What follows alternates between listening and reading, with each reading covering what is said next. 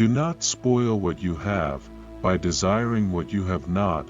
Remember that what you now have was once, among the things, you only hoped for. He who is not satisfied with a little, is satisfied with nothing. Of all the means to ensure happiness, throughout the whole life, by far the most important, is the acquisition of friends.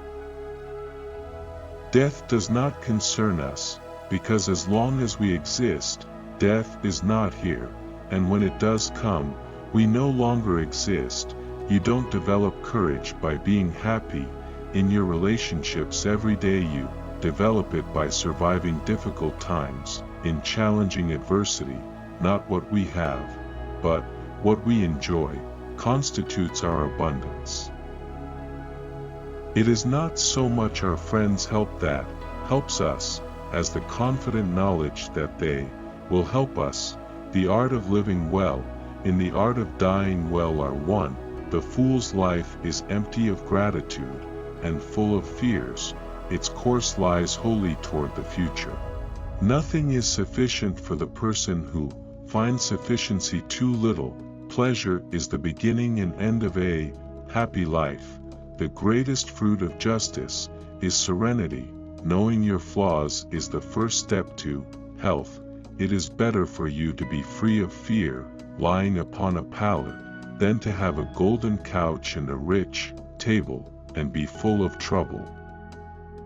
Be moderate in order to taste the joys of life in abundance. There is nothing terrible in life for someone who truly understands that there is nothing terrible in non-life. The greater the difficulty, the more the glory in surmounting it. He who least needs tomorrow will most gladly greet tomorrow. The time when you should most of all withdraw into yourself is when you are forced to be in a crowd. Let no one delay the study of philosophy while young, nor weary of it when old. The most important consequence of self-sufficiency is freedom. We should look for someone to eat and drink with before looking for something to eat and drink. Of all the things which wisdom acquires, to produce the blessedness of the complete life, for the greatest is the possession of friendship.